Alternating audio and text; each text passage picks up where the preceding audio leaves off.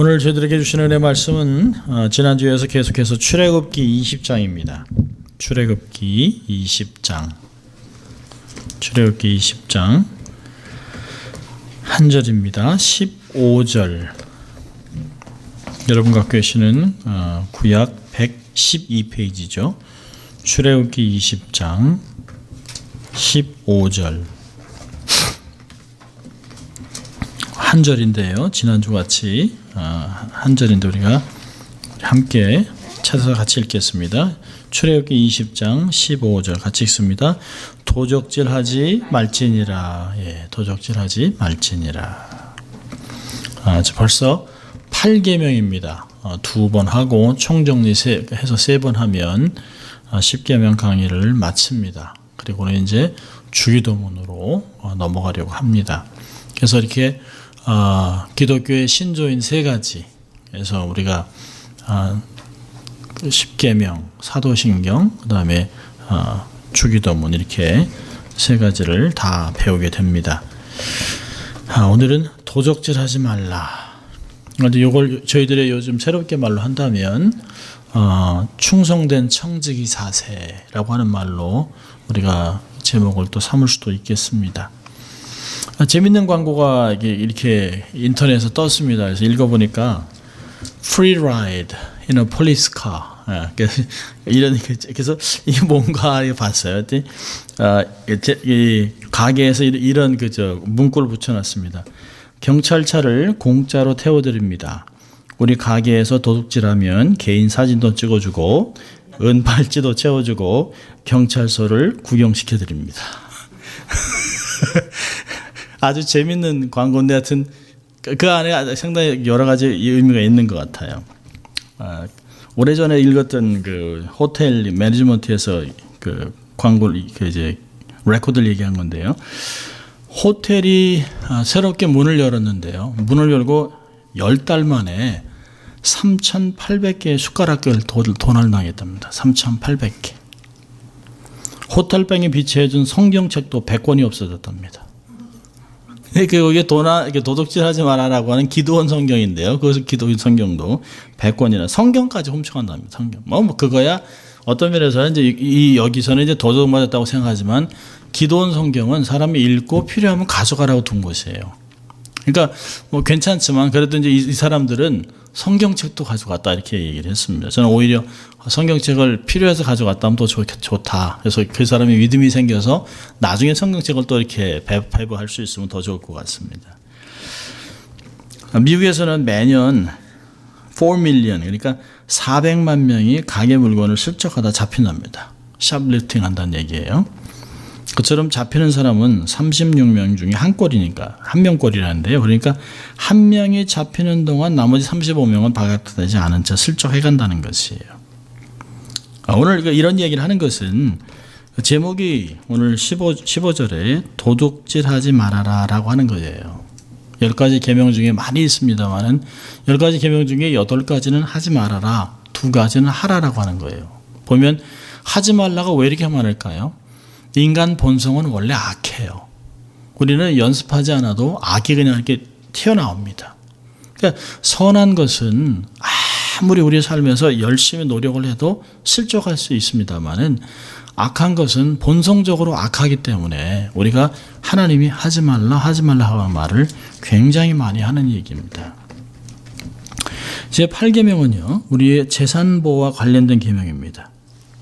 그러니까 그 도적질의 범죄는 살인, 간음과 함께 현대 3대 범죄 중에 하나입니다.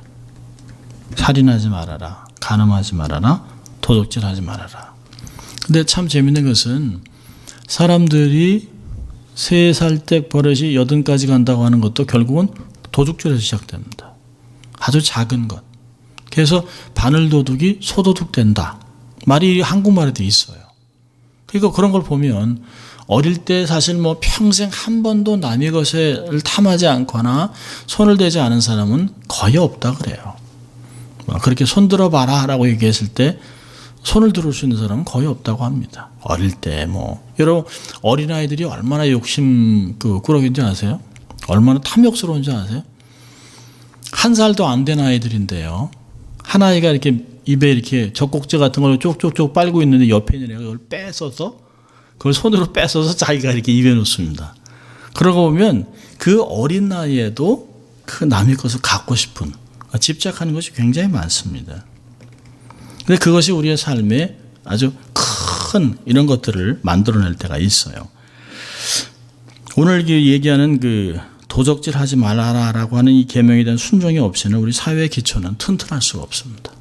작은 이렇게 댐이 무너지는 게 한꺼번에 무너지지 않잖아요. 금이 살짝 가면 거기서 물이 새기도 하고 그다음부터 이제 완전히 무너집니다. 이 계명은 기독교 윤리의 근본입니다. 또 공동생활, 인간 공동생활의 필수적인 요건입니다. 자, 여기 도적질하지 말지니라라고 짧은 구절인데요. 이 도적질이라는 말은 참 재밌는 의미가 있습니다. 히브리어 단어는 참 재밌는 단어인데요. 그 도적질이라는 단어가 뭐냐면 옆으로 슬쩍 밀어넣는다는 뜻입니다. 옆으로 슬쩍 이렇게 우리 보면 이렇게 슬쩍 발로 툭 쳐넣는 거예요. 정당하게 갖는 게 아니라는 것이에요. 발로 살짝 건드리 옆으로 밀어넣는 것을 말하는데요. 그러니까 남의 주머니에서 동전이 떨어지니까 그 동전을 바로 짚지 못하고 발로 슬쩍 툭 쳐놓고 있다, 아니면 쓱 밟아놓고 있다가 그 사람이 지나가면 그것을 짚는 것 같은 그런 행위를 얘기하고 있습니다. 그러니까 구두끈을 매는 척 하다가 슬쩍 짚기도 하고, 그러니까 정정당당하지 못한 방법으로 물건 얻는 것을 도적질이라고 얘기합니다. 어떤 랍비는 이것을 땀을 흘리지 않고 얻는 부당한 이익이라고 얘기를 합니다. 부당한 이익. 조금 더 나간 것이죠. 우리가 생각하는 도적질이 조금 더 나간 것이에요. 나에게 주어진 것이 아닌, 내가 수고하고 땀을 흘리고 애를 쓰고 수고한 그에 대한 대가를 보는 것이 아닌 부당한 이익을 얻는 거라고 얘기합니다. 도적질의 유형은 많습니다. 여러분, 도적질의 역사는 인간의 역사만큼 길어요. 인간의 역사만큼. 인간 범죄 시작과 함께 도적질도 시작됐습니다. 하나님이 하지 말아라 라고 한 것도 사실은 그거를 도적질한 거예요. 사실 하나님의 것을 도적질했습니다. 아간이 범한 도적질로 인해서 이스라엘이 큰 어려움을 당하잖아요. 아주 작은 성, 아이성, 그 아이성을 함락하지 못합니다. 여러분, 여리고에 있는 사람들이 더 강할까요? 이스라엘 백성이 강할까요? 여리고성이 난공불락이긴 해요. 난공불락이긴 하지만 2,000명밖에 살지 않습니다. 작은 성이에요. 그 이스라엘에 가보면 정말 오래된 도시 중에 하나인데요. 여리고성은 지금도 그 여리고성 무너진 그걸로 먹고 살아요. 아주 작은 성이에요. 근데 2,000명이 성을 딱 이게 하고 있을 때 이스라엘 그 백성이 장정만 몇 명이라고 그러죠? 싸움할 수 있는 장정이 60만입니다. 60만이 모래알같이 이렇게 밖에 있는 걸 보면 누가 더 무섭겠습니까? 여리고성이 무섭죠. 그래서 여호수아 6장은 여리고성은 굳게, 이스라엘 사람으로는 굳게 닫혔다라고 얘기를 해요. 굉장한 것이에요. 근데 그 성을 사실 딱 있는데 하나님이 그들로 무기로 해서 그들을 이기면 자기들의 힘으로 이겼다고 생각할 것 같으니까 하나님이 절대 그들로는 무기를 사용하지 못하게 해요. 6일 동안 한 바퀴 돌고 마지막엔 7바퀴 돌고 외치니까 성이 와르르 무너졌습니다. 그것도 성이 안으로 무너진 게 아니에요. 그 사람이 밀어서 무너지죠. 근데 성이, 하나님 마치 사람이 밖에서 이렇게 잡아 당겨서 무너진 것 같이 성이 바깥쪽으로 무너졌습니다.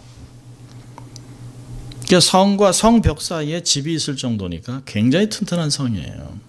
그게 다 무너졌습니다. 하나님이 하셔서 모든 것을 다 불태워 없애고 하나님께 가나안 땅에 들어와서 첫 열매를 드렸기 때문에 첫 열매 하나님 거니까 성에 있는 모든 걸 다 태우라고 그랬습니다. 그런데 사람이 견물생심이라고요. 아간이 그걸 보고 외투와 은 30을 딱 가지고 와서 숨겨놨는데요. 그것 때문에 누룩이 돼서 이스라엘이 아이성 치는데 실패합니다. 그래서 결국은 그 아이성의 패전 때문에 자기도 온 가족, 자기와 함께 속한 짐승까지 다 죽습니다. 예수님의 제자인 가룟 유다는 돈꾀를 맡았는데 도적이라고 얘기합니다. 복음서에서 도적. 저가 돈을 훔쳐가미러라. 예수님의 제자에도 도둑이 있었어요. 초대교회 부흥에 찬물을 끼얹는 것도 아나니아와의 삽비라의 도적질입니다. 그러니까 그 성경이 도적질의 범죄를 다룰 때 단순히 물질적인 문제만 다루는 것은 아니에요. 좀 더 광범위한 의미를 갖고 있습니다. 자, 우리가 도적질할 때 어떤 것을 도적질하나요? 크게는 이제 세 가지를 볼 수 있는데요. 하나는 하나님의 것을 도적질하는 것이 하나님의 것을 도적질합니다. 하나님의 것을 도적질한다는 게 뭘까요? 첫째로는 하나님의 시간을 도적질하는 것이에요. 하나님의 주의를 범하는 것이에요. 하나님이 안식하고 모든 날이 다 하나님의 날이죠. 뭐 월, 화, 수, 목, 금 다 하나님의 날이죠. 근데 그 중에 하나님이 안식일을 기억하고 거룩하게 지키라라고 분명히 얘기를 해놓으셨습니다. 여러분, 유대인들이 지금까지 자기들의 전통과 문화를 잊어버리지 않고 세계에서 가장 많은 하나님의 사람들을, 특별히 그 노벨상을 제일 많이 받은 이유가 뭘까요? 유대인들 랍비들은 백인백 똑같이 얘기합니다. 안식일을 지켰기 때문에. 하나님을 기억하고 그 사람이 번아웃이 안 된다는 거예요. 그 도끼를 두 가지를 갖고 하나는 계속 나무를 찍은 거 하고, 하나는 사람이 4시간에 한 번씩 쉬어서 나를 보고 또 쉬었을 때가 어느 사람이 훨씬 더 나무를 많이 잘랐느냐, 쉬었다가 한 사람이 훨씬 더 많이 잘랐다는 거예요. 몸은 쉬어야 합니다. 생각도 쉬어야 돼요. 엄청나게 많은 우리가 요즘 같으면 과소비에 과로가 많잖아요. 옛날 같은 우리 부모님 세대 같으면 불 켜지면 잤어요. 그러니까 아침에 해 뜨면 일어나고 해 지면 잤습니다. 그게 건강에 최고로 좋은 거라는데 지금은요 반대가 됐습니다. LA 한인 저희가 사는 그 노르만디 그 지역은 7시 8시 되면 이제 막 도시가 깨어납니다. 이렇게 막 밝아지고 새벽 2시까지 떠들고 막 술 먹고 뭐 싸우고 병 깨고 뭐 이런 소리가 막 나고 사람들이 막 일어날 때쯤 되면 조용해집니다. 과로하는 것이 건강도 안 좋습니다. 유대인이 유대인에게 한 것은 안식일입니다. 그러니까 우리가 정말 주의를 범하는 것, 그렇죠. 우리가 쉽게 생각해서는 안 되는 것이에요. 십계명에서도 그렇게 얘기하잖아요. 안식일을 거룩하게 지켜라. 시간만 있는 것이 아니에요. 두 번째는 물질을 도둑질합니다. 11조, 헌물 이런 것이에요. 모든 것이 다 주님의 것이죠. 주님이 얘기하셨어요. 세상에는 모든 은과 금 다 내 것이라. 하나님이 돈이 없습니까? 아니에요. 하나님은 사실 우리에게 그렇게 필요하지 않습니다. 우리 그걸 안 드려도 하나님의 나라는 계속 돌아가요. 근데 하나님이 우리의 믿음을 보고 싶은 거죠. 10의 1조라는 것은 우리가 갖고 있는 것에 그 대표로 드리는 것이에요. 하나님, 이 모든 것을 하나님이 10의 9조를 내놔라 할 수도 있잖아요. 근데 하나님이 10의 1조를 우리의 모든 삶의 주인 되셨다는 걸로 맡기는 것이에요. 말라기 3장 8절에 이렇게 얘기합니다. 사람이 어찌 하나님의 것을 도적질하겠느냐. 그러나 너희는 나의 것을 도적질하고도 말하기를 우리가 어떻게 주의 것을 도적질하였나이까 하려도다. 이는 곧 11조와 헌물이라. 하나님이 정확하게 말씀하고 있습니다. 아주 작은 포션인데요. 그래서 우리는 너무 크게 본다는 것이에요. 세상에 어느 이렇게 얘기하면 좀 그렇습니다만은 세상에 어느 비즈니스가 10% 넣고 90%를 얻습니까? 우리가 1 넣고 9 그런 비즈니스가 없어요. 근데 하나님이 우리에게 그런 걸 하시는 것이에요. 100 달라고 할 수도 있는데도 10의 1조를 달라는 것이에요. 그럼 하나님께서 너의 창고를 차고 넘치게 하겠다고 얘기했습니다. 세 번째로 하나님의 것을 도둑질하는 게 뭘까요? 영광입니다. 하나님이 받으셔야 할 영광을 도둑질하는 것이에요. 하나님의 영광을 도둑질하는 것의 가장 첫 번째 것은 교만입니다. 내가 했다는 것이에요. 아니 세상에 내가 이런 것이 어디 있습니까? 하나님이 주지 않았으면 아무것도 없어요. 우리의 있는 인생도 그렇습니다. 순간에 하나님이 지켜주지 않으면 살아갈 수 있는 사람은 아무도 없습니다. 여러분 느부갓네살 왕이 자기가 7대 불가사 중 하나의 막 행인가를 보고서 와 하고서 내가 이렇게 얘기합니다. 그러니까 내가 했다는 그 말이 입에서 다 끝나기 전에 하나님이 내가 너를 짐승과 같이 7년 동안 이슬을 먹게 하겠다 라고 다니엘서 4장 얘기합니다. 7년이 지나고 하나님이 다시 사람을 세워주니까 그제서야 자기가 얘기합니다. 온 세상을 주관하시는 분이 하나님이라는 걸 고백해요. 하나님 앞에 내가 고백할 사람은 아무도 없습니다. 하나님이 받으셔야 할 영광. 여러분 그 사도 바울은 얘기하잖아요. 고린도전서 10장 31절에 너희가 먹든지 마시든지 무엇하든지 다 하나님의 영광을 위하여 하라. 내가 받을 영광은 하나님이 나와 함께 나누자라고 그런 거 외에는 없습니다. 사실은. 하나님이 내 삶의 주인 되시고 그분이 받을 영광을 돌리면 하나님이 우리를 높여주세요. 그래서 베드로전서에서 얘기하잖아요. 너희는 하나님의 강한 손 아래서 겸손하라. 때가 되면 그가 너를 높여주리라. 그러니까 하나님이 높여주는 데까지 올라갈 수 있어요. 괜히 내 힘으로 오려고 하니까 하나님이 낮추시는 것이에요. 그래서 하나님의 것들을 우리가 도적질하고 있지 않는가를 돌아볼 필요가 있습니다. 하나님의 시간, 하나님의 물질, 하나님의 영광. 자, 두 번째로는요. 어떤 것을 우리가 도적질할까요? 이웃의 것을 도적질합니다. 이웃의 것. 우리가 이웃의 것을 도적질한다 하려면 그냥 간단하게 어떤 물건이라고 생각할 수 있는데요. 구약에는 굉장히 광범한 얘기합니다. 이웃의 것을 도적질한다라고 할 때 첫 번째가 뭐냐면 인신매매입니다. 인신매매. 사람을 도적질한다는 것이에요. 8계명의 가장 1차적인 적용은 아주 놀랍습니다. 이 참 의외로 이루어졌는데요. 명령이 사람을 훔치지 말라로 적용되어 있습니다. 사람을 훔치지 말아라. 사람을 훔치지 말라는 명령은 두 곳이가 있는데요. 여러분 출애굽기 21장 가보세요. 21장 16절 21장 16절 제가 뭐 개혁편이 아니라서 옛날 거라 이렇게 되어 있습니다. 우리 16절에 뭐라고 하냐면 사람을 후린 자가 그 사람을 팔았든지 자기 소화에 두었든지 그를 반드시 죽일지니라. 후린다는 뭘까요? 납치했다는 거예요. 납치. 유괴했다는 거예요. 자, 신명기 24장 7절은 뭐라고 얘기하냐면 비슷한 맥락의 말씀을 하는데요. 신명기 24장 7절. 자, 사람이 자기 형제 곧 이스라엘 자손 중 한 사람을 후려다가 그를 부리거나 판 것이 발견되거든 그 후린 자를 납치한 자를 죽일지니 이같이 하여 너희 중에 악을 제할지니라. 이게 인신매매가 이게 최근의 것이 아니에요. 이게 엄청난 얘기입니다. 그 사람을 유괴하는 목적이 뭐예요? 그 사람을 노예로 부리는 거예요. 노예로. 그 한국 같으면 뭐 염전에 막 노예로 만들고 어디 섬에 가둬놓고 막 이런 게 많잖아요. 그러니까 사람을 노예로 하고 인신매매로 팔고 이런 것들이 이웃의 것을 도적질하는 것이라고 얘기하고 있습니다. 그러니까 모세 당시만 해도 사람을 노예로 파는 것은 사회 전체 관습으로 정화되어 있어요. 그러니까 노예는 재산입니다. 그러니까 사람을 몰래 납치해서 데리고서 노예로 갖고 있는 것이에요.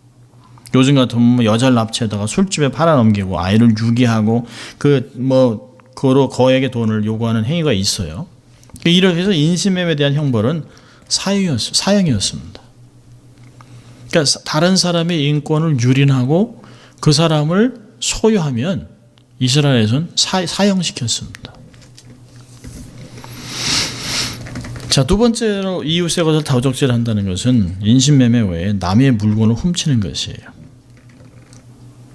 요즘 같으면 이제 뭐 가게에서 물건을 훔치거나 뭐 남의 물건을 빼앗거나 뭐 삥 뜯거나 뭐 이렇게 뭐 강도짓을 하거나 다 이런 것들 얘기하고 있습니다.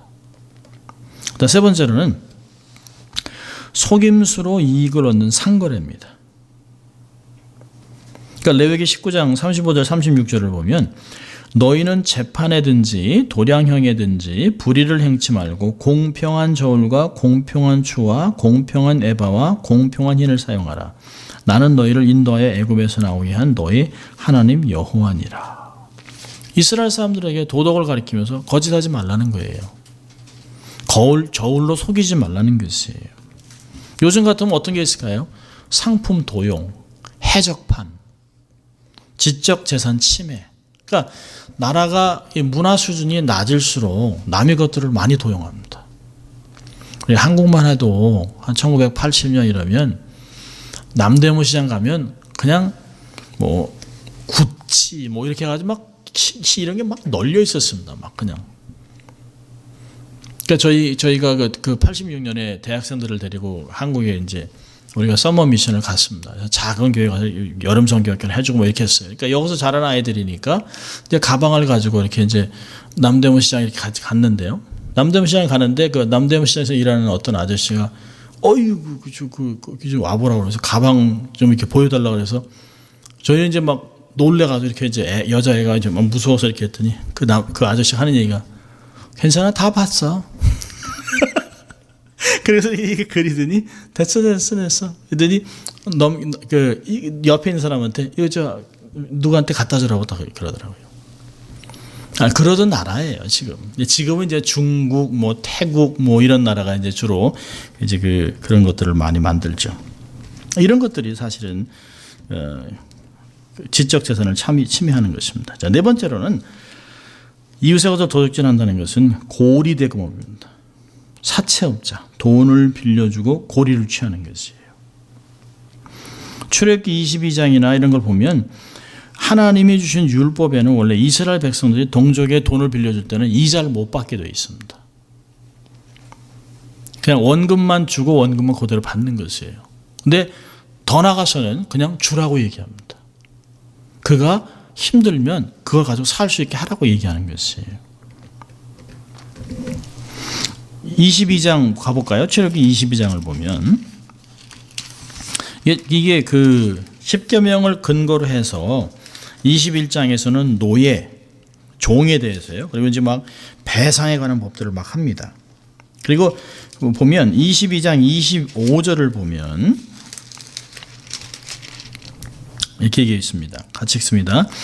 내가 만일 너와 함께한 나의 백성 중 가난한 자에게 돈을 꾸이거든 너는 그에게 체주같이 하지 말려 별일을 받지 말 것이라. 예. 막 채권당 같이 가서 막 빨간 딱지 붙이고 막 이러면서 막 돈 달라고 사람 힘들게 그렇게 하지 말라는 것이에요. 이자도 받지 말아라 라고 얘기하고 있습니다. 다섯 번째는 이웃에 가서 도둑질한다는 것은 이제 임금 착취입니다. 고용인의 삭슬 떼어먹는 임금 착취도 도둑질입니다. 그래서 야고보서 5장 4절은 이렇게 얘기합니다. 보라 너희 밭에 추수한 품꾼에게 주지 아니한 삭시 소리 지르며 추수한 자의 우는 소리가 만군의 주의 귀에 들렸느니라. 정당한 돈을 줘야 되잖아요. 일한 거요. 이런 것들이 사실 이웃의 것을 도둑질하는 것입니다. 사실 한 가지 더 본다면 이제 사람의 마음을 도둑질하는 것이 압살롬 같이 또 예를 들면 히틀러 같이 사람들의 마음을 도둑질해서 선에서 악으로 떠나게 하고 유대인을 그렇게 600만 명씩 죽이는 악인으로 만들어가는 것입니다. 자, 세 번째로 그 도둑질 하지 말아라고 하는 영역에서 사실 하나님의 것, 남의 것이지만 세 번째로는 자신의 것을 도둑질하는 것이에요. 자, 이게 왜 이런 얘기가 나오냐면 우리는 가끔 내 인생은 내 것이라고 생각합니다. 뭐 내 삶 갖고 내 돈 갖고 내 건 갖고 내가 살아가는데 뭐 어때요? 근데 이게 내 인생은 나의 것, 이게 얼마나 무지한지 몰라요. 내 인생은 하나님의 것입니다. 아이들이 가끔 그러죠. 뭐 leave me alone. 뭐 놔두라고 내가 알아서 살겠다고. 그 부모의 마음이 얼마나 아픈지 몰라요. 하나님은 당신의 거룩한 목적으로 큰 영광을 위해서 정말 어떤 목적을 가지고 딱 나만 이룰 수 있는 하나님께 영광 돌릴 수 있는 나만이 할 수 있는 것을 딱 주셨는데 안 해요. 그러니까 예를 들면 뭐 게으름이라든지 하나님 주신 재물을 가지고 사치와 낭비를 한다든지 아니면 하나님이 나누라고 주신 것들을 나눔이 없이 막 집착한다든지 뭐 이런 것들이 사실은 나의 것을 도둑질하는 것이에요. 그러니까 내 것을 내 마음대로 쓸 수 있다고 하는 것, 그게 바로 하나님의 주권을 부인하는 행동입니다. 하나님이 내게 주신 것이 얼마나 많아요. 고린도전서 4장에서는 너의 것 소유하고 있는 중에 하나님께 받지 않은 것이 어디 있느냐 말해보라 얘기하고 있습니다. 하나님 다 주신 것이, 근데 하나님에게 주신 것은 다 목적이 있습니다. 건강이나 재물이나 관계나 지식이나 직분이나 모든 것은 다 하나님의 영광을 위해서 쓸 수 있도록 하나님이 해놓으셨습니다. 근데 그걸 막 남용하고 안 쓰고 썩히고 그런 것들은 하나님 앞에 도둑질하는 것입니다. 자, 그렇다면 이제 한번 적용을 한번 해볼까요? 출애굽기 20장 15절에서는 도적질하지 말아라 라고 한 것을 우리는 어떻게 우리의 삶에 적용할 수 있을까요? 첫째로는 과도한 욕심을 버리는 것이에요. 과도한 욕심. 디모데전서 6장 9절과 10절은 이렇게 얘기합니다. 부하려 하는 자들은 시험과 올무와 여러 가지 어리석고 해로운 정욕에 떨어지나니 그 사람으로 침륜과 멸망에 빠지게 하는 것이라. 돈을 사랑함이 일만하게 뿌리가 되나니 이것을 사모하는 자들이 미혹을 받아 믿음에서 떠나 근심으로서 자기를 찔렀도다 라고 얘기하고 있습니다. 삼가 모든 탐심을 물리치라 얘기하고 있어요. 누가복음 12장에서는 사람의 생명이 그 소유에 넉넉한 데 있지 않다라고 얘기하고 있습니다. 그냥 과도한 욕심은 얼마나 안타까운지 몰라요. 전에도 말씀드렸습니다만 사천성에 제가 갔을 때 오래된 얘기입니다. 사천성에 원숭이가 엄청나게 많습니다.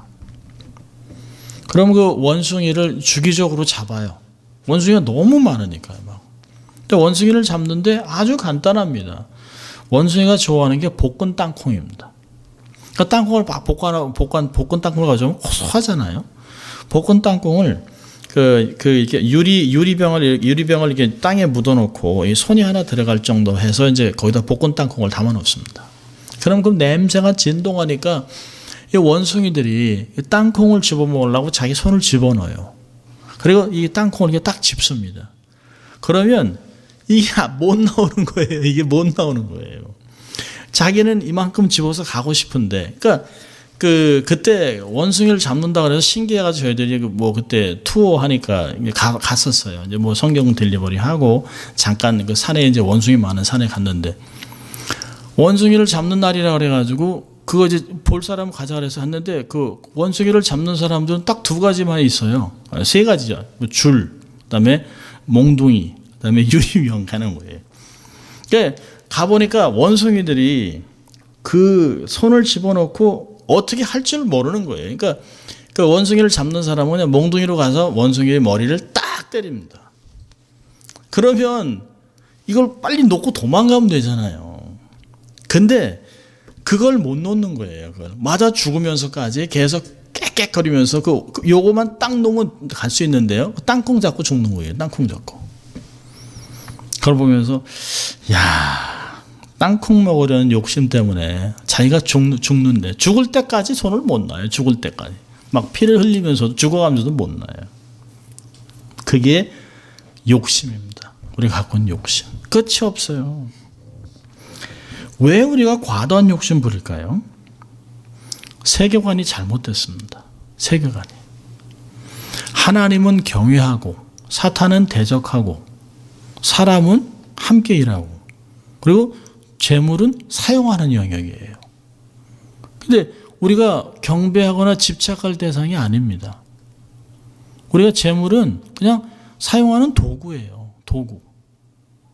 도구가 이게 우리가 어떤 목적이 되면 사람을 이용하고 하나님을 이용하게 됩니다. 세계관이 완전히 바뀌어요. 재물은 다스림의 영역에 속해 있어요. 도구일 뿐입니다. 우리가 과도한 욕심을 부리는 그 두 번째 이유는 세계관이 잘못된 것은 하나님을 절대적으로 신뢰하지 못해요. 믿음이 없는 거예요. 왜요? 하나님이 우리의 삶에서 일용할 양식을 주시고 그리스도 예수 안에서 우리가 쓸 모든 것을 풍성하게 주실 것이라는 것을 못 믿으니까 못 믿으니까 인위적인 방법으로 하는 것이에요. 내가 이게 없으면 하나님이 채워주잖아요.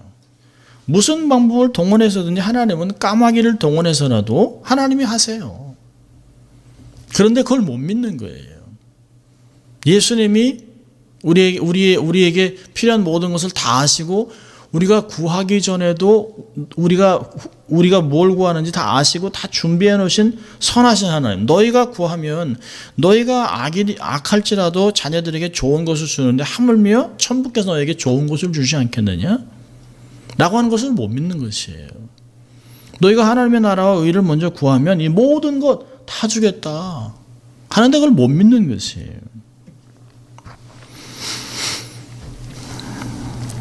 빌립보 4장 19절에 우리가 기억하는 중에 나의 하나님이 그리스도 예수 안에서 영광 가운데 그 풍성한 대로 너의 모든 쓸 것을 채우시리라. 우리가 쓰는 것 다 주신다는 것이에요. 근데 우리는 지금 쓸 것, 내일 쓸 것, 다음 주 쓸 것, 내년에 쓸 것까지 한꺼번에 다 받으려고 그래요. 아니 매일의 양식이라고 하는데 매일의 양식. 과도한 욕심을 버려야 합니다. 두 번째로는 청지기 의식을 소유해야 됩니다. 청지기 의식을. 그러니까 내 것은 하나님이 내게 맡기신 것이에요. 지금 그 마태복음 25장을 보면 우리 한번 볼까요? 마태복음 25장. 마태복음 25장에 문제 달란트 비유가 나오는데요.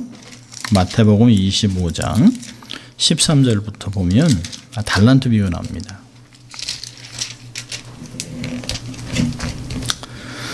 14절부터 19절까지 보면 되겠네요. 어떤 사람이 타국에 갈지 그 종들을 불러 자기 소유를 맡긴 것 같으니 각각 그 재능대로 하나에게는 금 5달란트를 하나에게는 2달란트를 하나에게는 한 달란트를 주고 떠났더니 5달란트 받은 자는 바로 가서 그곳으로 장사하여 또 5달란트를 남기고 2달란트 받은 자도 그같이 하여 또 2달란트를 남겼으되 1달란트 받은 자는 가서 땅을 파고 그 주인의 돈을 감춰뒀더니 오랜 후에 그 종들의 주인이 돌아와 저희와 회개할세. 그리고 쫙 나오고 있습니다. 여러분 달란트 비유에서 주시는 교훈을 먼저 봐야 합니다. 이 달란트 비유에서 주는 게 세 가지가 있는데요. 첫째는 뭐냐면 분명히 얘기했어요. 5달란트, 2달란트, 1달란트인데요. 하나님이 재능대로 15절 보니까 그 재능대로 재능에 맞게 재능 따라 그 사람은 5달란트, 2달란트, 1달란트 준다는 거예요. 그 얘기는 뭘까요? 비교하지 말라는 거예요. 왜 저 사람은 2달란트, 왜 저 사람은 부자, 왜 나는 가난하고, 왜 저 사람은 그 그림도 살고, 그거 얘기하지 말라는 거예요. 하나님이 재능대로 내가 감당할 수 있는 만큼 하나님이 재물을 맡기신 것이에요. 달란트를 맡기신 것이에요. 자, 두 번째로 달란트 비유에서 주시는 그 두 번째 교훈은 뭐냐면 결산할 때가 온다는 거예요. 결산할 때가. 회개할 때가 와요. 충분한 시간을 주셨습니다. 그리고 좋은 결과를 기대하세요. 충분한 시간을 줬어요. 먼 길을 타국에 가면서 그걸 가지고 뭐든지 할 수 있도록 하나님 하셨어요. 그러니까 1달란트 받은 사람은 만약에 우리가 가끔 그런 질문 합니다. 1달란트 받은 사람이 나가서 비즈니스에서 다 잃어버렸다. 하나님 나무라지 않으셨을 것이에요. 했으니까. 하나님이 알고 우리한테 주신 것이에요. 알고. 자, 세 번째로 달란트 비유에 주시는 교훈은 뭐냐면 모든 것은 다 주인의 것이라는 것이에요. 다 주님이 주신 것이에요. 5달란트도 2달란트도 1달란트도 하나님의 은가금 하나님 다 주신 것이에요. 충분한 시간도 주셨습니다. 자, 그렇다면 여기서 청지기 의식을 소유한다는 게 뭘까요? 첫째는 충성되게 관리해야 됩니다. 충성되게. 부지런하게 맡겨진 유업에서 경작을 잘해야 돼요. 땀을 흘리고 수고하고 열매를 거둬야 합니다. 어떤 때는 감정을 뛰어넘어야 될 때가 있어요. 아니 어떤 때는 정말 일하러 가기 싫을 때 있잖아요. 오늘은 좀 하루 쉬었으면 좋겠다. 아니면 다 그만두고 주저하고 싶은 사람이 있어요. 어저께 뉴스를 이렇게 듣다 보니까 어느 강에서 그 다리에서 모녀가 뛰어내려 죽으려고 하는 거를 5시간을 6시간이니까 경찰이 막 만류 해가지고 두 사람을 살렸다고 그러더라고요.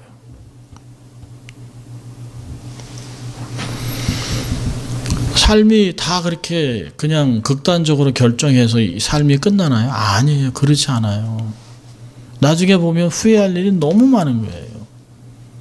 우리가 삶에서 피눈물 나고 그만두고 싶을 때가 많죠. 막 죽고 싶고 그만두고 막 하고 싶을 때가 많죠. 근데 시편 126편은 5절과 6절 이렇게 합니다.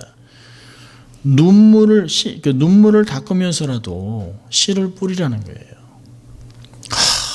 힘든데 그 힘든 걸 이를 악물고 가서 그냥 이번에도 경작 안 되면 어떡하지? 막 다 망했다 할 때도 눈물 흘리면서 씨를 뿌리라는 거예요. 그런 자들만 정말 단을 얻을 수 있다는 거죠. 기쁨의 단을 얻고 돌아온다는 거예요. 엄청난 추수를 거둘 수 있습니다.